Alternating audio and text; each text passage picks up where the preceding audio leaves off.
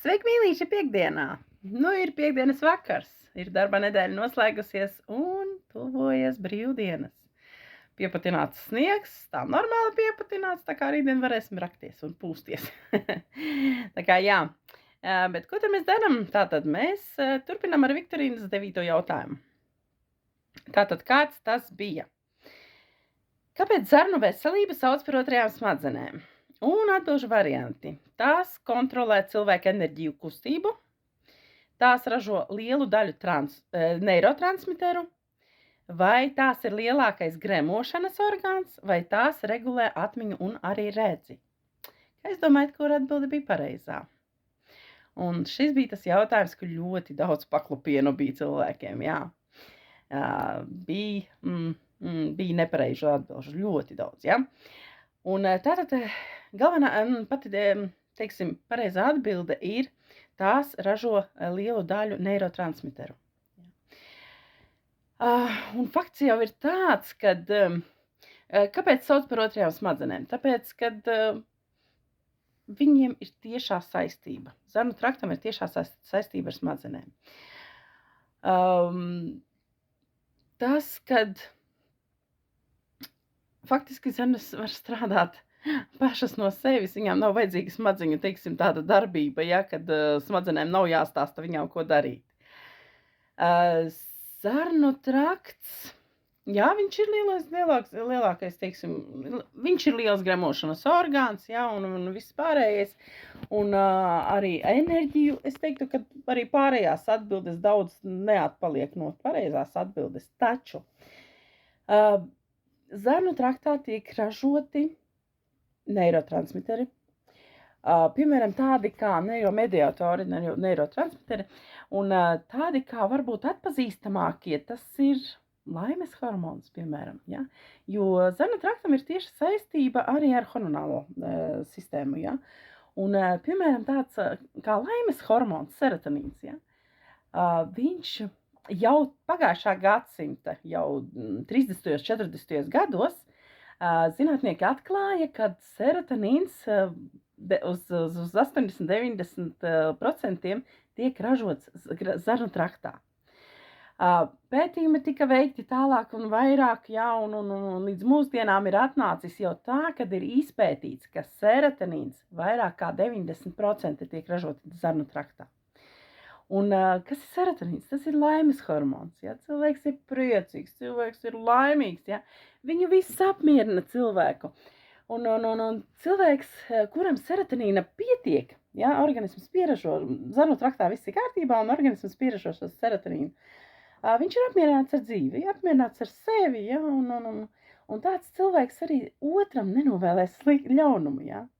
Tas ir, piemēram, pateiksim par to, kad cilvēks, kurš ir neapmierināts ar sevi, ja, cilvēks, kurš ir neapmierināts visu laiku ar citiem kādiem, ja, viņam viennozīmīgi zarnu traktā nav kārtības, ja. Piemēram, šie heiteri tiktokā, ja. Ja tu vari ieiet svešā profilā un uzrakstīt kaut ko tādu, muļķīgu, ja, kaut ko, tas viennozīmīgi nozīmē, ka ar tevi kaut kas nav kārtībā, ja. Un, jā, jo cilvēks, kas ir laimīgs, viņš otram nenovēlēs nekā slikta. Tāpat arī, serotonīns tāds pazīstamākais dopamīns, ja, ir tā, kad, ja cilvēkam trūkst tā dopamīna, ir tādi cilvēki, ja, kas, tas ir tāds motivācijas hormons, ja. Un ir cilvēki, piemēram, arī jaunieši tagad šitajos laikos, ja, viņš labāk sēdēs pie datora, viņš nekā negrib, viņš negrib ne ārā iet, nekā negrib darīt. Arī pieauguši cilvēki, ja, vienalga, kurā vecumā cilvēks ir tādi, kas viņš cilvēks nemazgājas nevis tāpēc, ka viņam ūdens nav, bet tāpēc, ka viņam negribās to darīt, ja. Tas nozīmē, ka viņam zarnu traktā nav kārtības, jo dopamīna trūkst.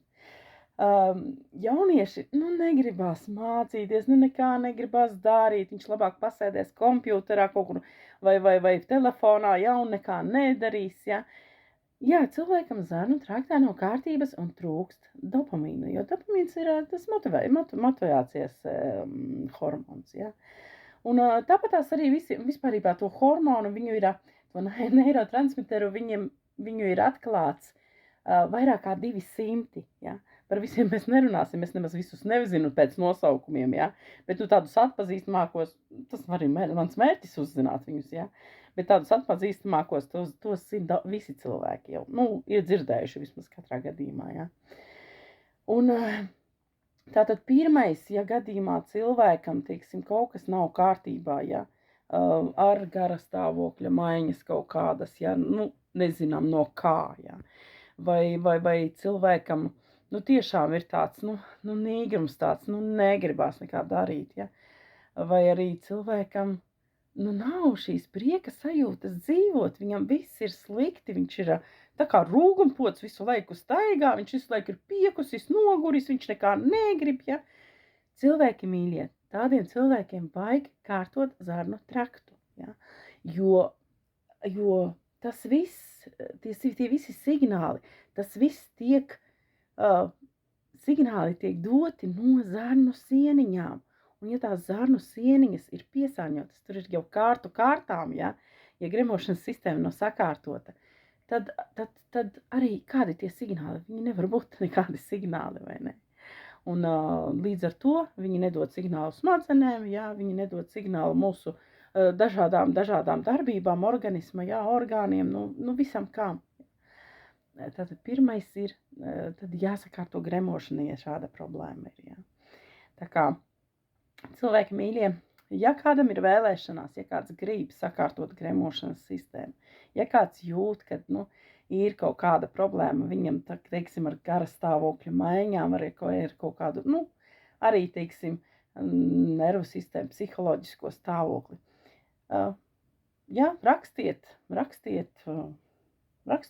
tāpat gremošanu. Un sazināšos ar jums individuāli, jā, nevis barā, bet individuāli katram. Katram ir individuāla pieeja, un tad arī visu izrunāsim. Tā kā jauku dienu visiem un jaukas brīvdienas, sola būt puteņi un sniegi, izbaudam ziemu vēl, jo februāris drīz jau būs marts un tuvojas pavasaris, jā. Tā kā jaukos brīvdienas visiem.